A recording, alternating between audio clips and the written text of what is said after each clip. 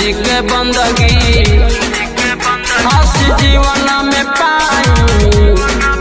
सुना यही बाटे अर्जी 4 दिन के बाद जिंदगी कर यीशु जी के बंदगी हस जीवन में पाई सुना यही बाटे अर्जी सुबह से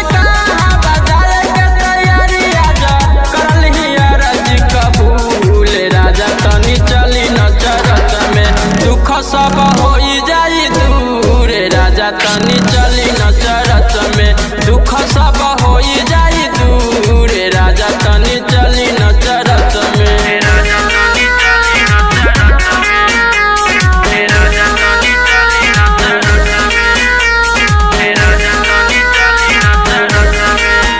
का तू करला कमा